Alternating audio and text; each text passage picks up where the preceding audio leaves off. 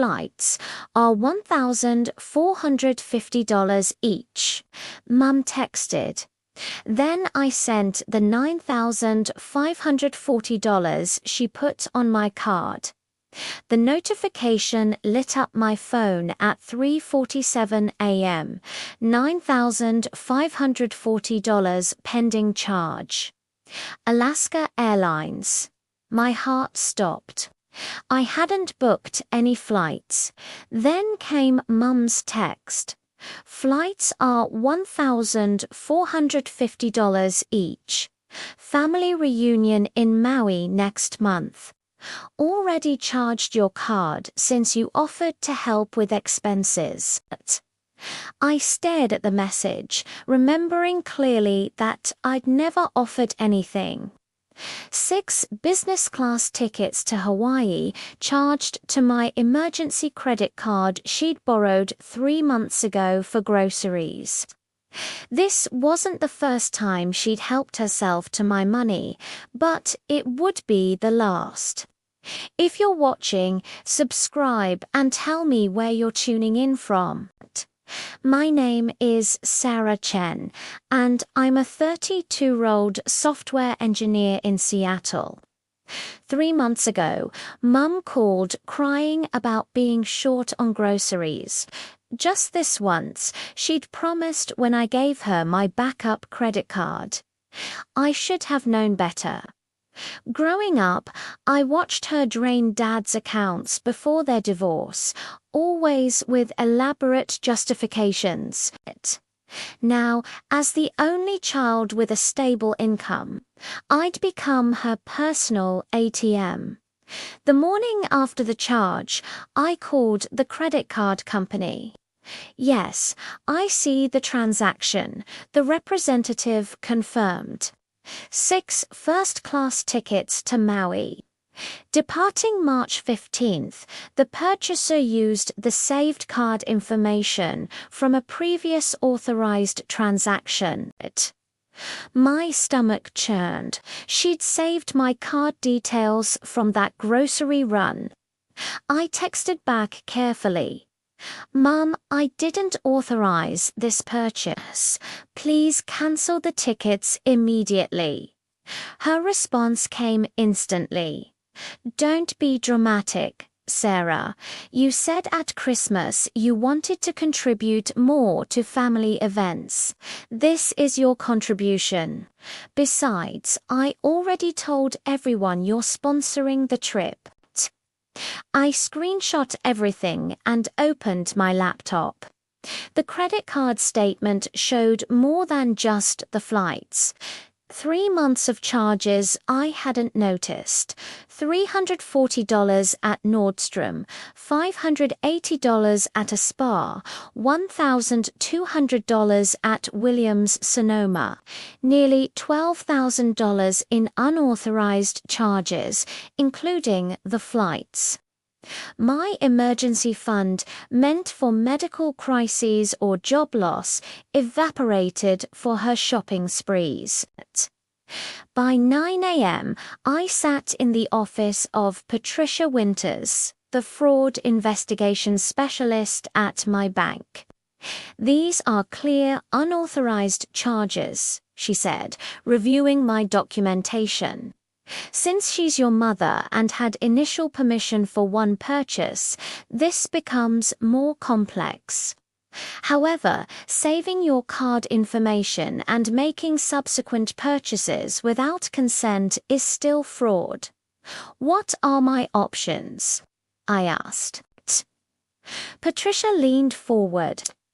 You can dispute the charges, but you'll need to file a police report.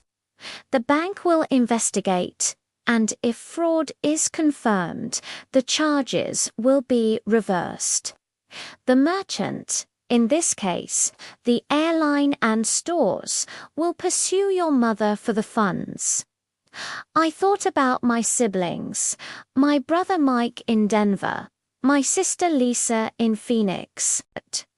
Both struggled financially. While Mum lived in a 4,000 square foot house, Dad left her in the divorce, driving a Mercedes, taking wine tours with her book club. They'd been guilted into contributing for years. Maybe it was time someone stopped the cycle.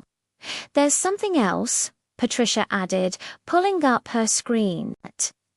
Our investigation team flagged unusual activity. Your mother appears to have cards linked to multiple family members' accounts. Your authorization triggered a deeper review. My phone buzzed. Lisa, Mum just texted that you're paying for everyone's Maui trip. Thank you so much. The kids are so excited.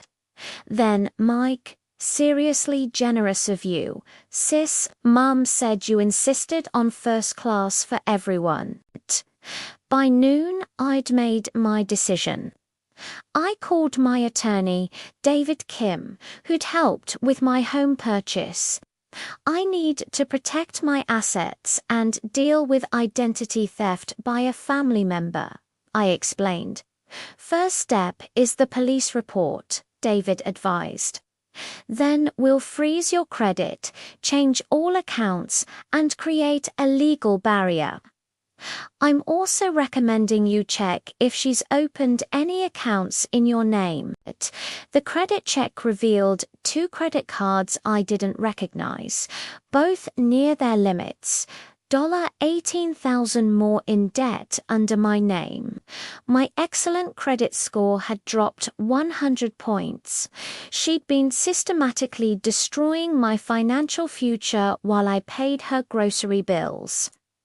That evening, I attended our monthly family video call. Mum beamed from her living room, my aunts and uncles joining from various locations. Everyone, Sarah has wonderful news about our family reunion. Actually, I do have news, I said calmly. I've discovered $30,000 in fraudulent charges on my accounts. I've filed a police report and initiated a full investigation. Mum's face went white. Sarah, what are you talking about? The $9,540 in flights charged to my card without permission, the shopping sprees. The 2 credit cards opened in my name. I shared my screen, showing the bank statements.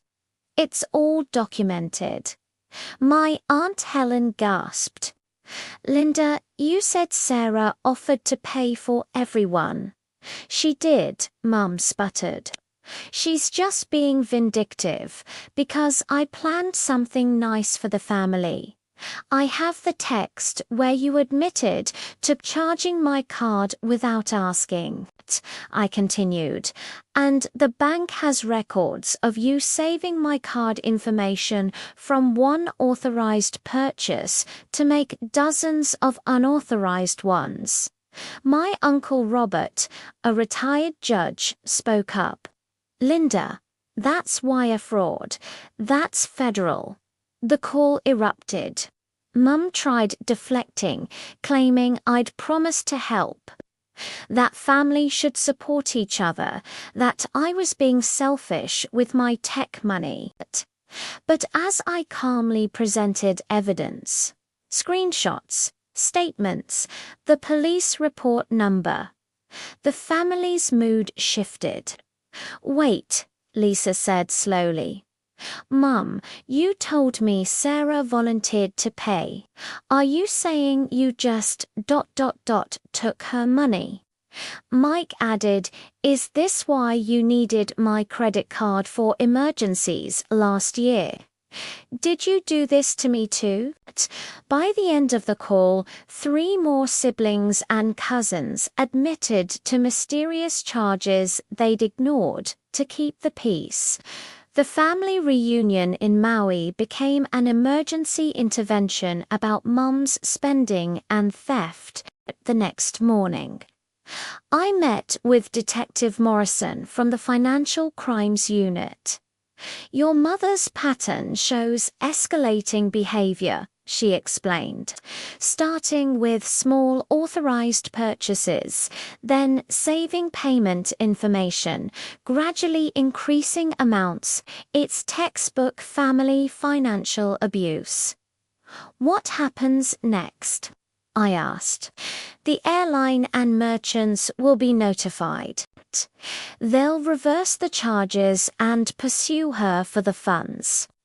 With multiple victims coming forward, this becomes a larger case. She likely faced charges. Mum called 47 times that day.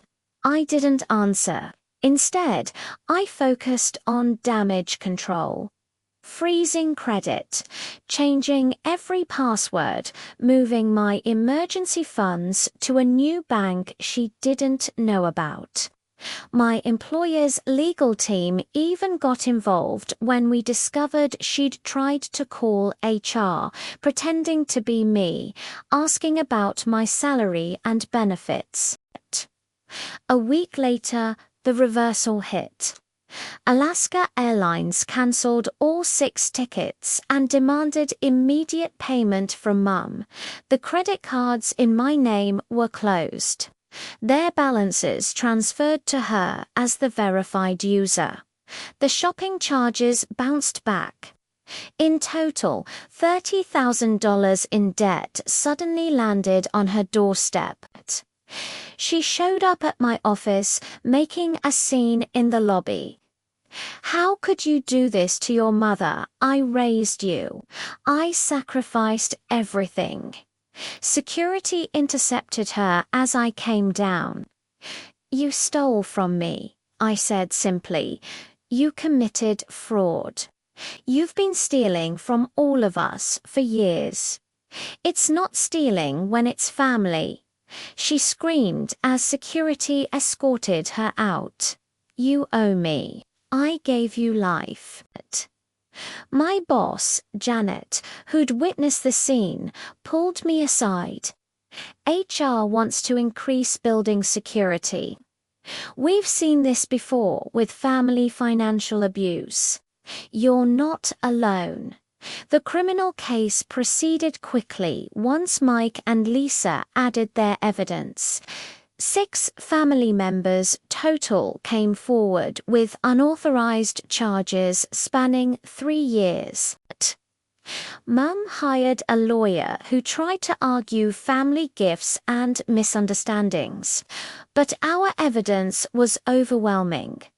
Texts admitting to charges, saved card information, forged signatures on applications. The paper trail was extensive because she'd never thought we'd unite against her. 3 months later, at her sentencing hearing, Mum played the victim one last time. My children abandoned me. After everything I did for them, they're sending me to prison over money. Judge Patricia Hawkins wasn't moved. Mrs. Chen, you systematically stole from your children, damaged their credit, and showed no remorse.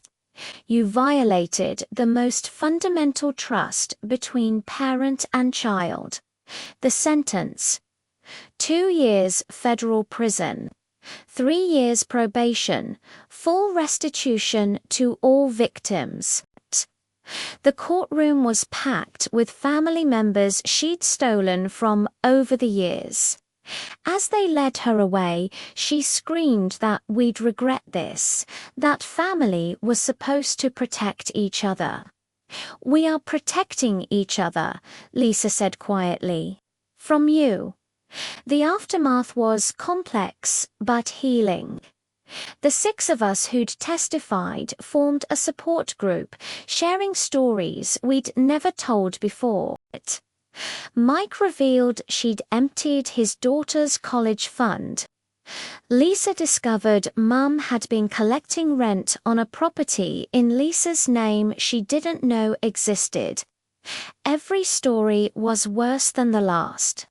I used my restored emergency fund to help my siblings repair their credit.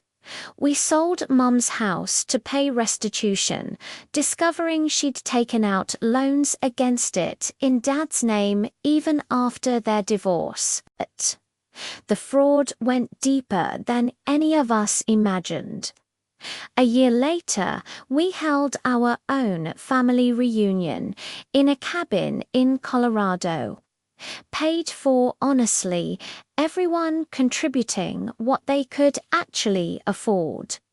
No guilt, no manipulation, no surprise charges.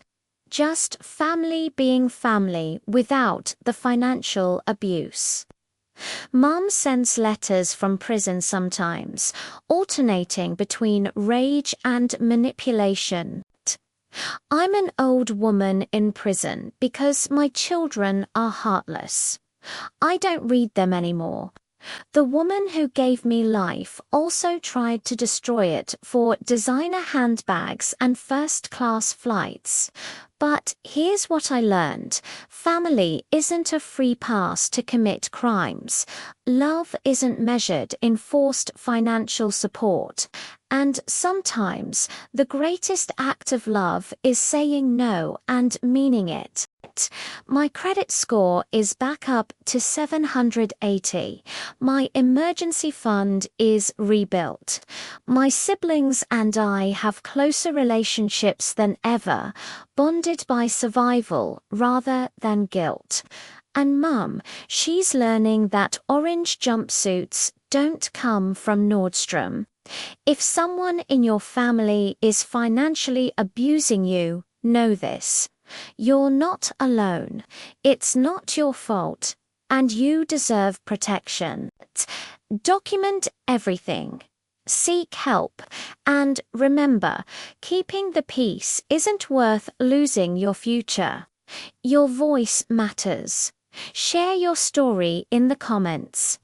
Have you dealt with financial abuse from family? How did you protect yourself? Names and some details have been changed for privacy, but the crime, the consequences, and the healing are real. Family should lift you up, not drain you dry. Choose wisely who has access to your life and your finances. Blood relation isn't a license to steal.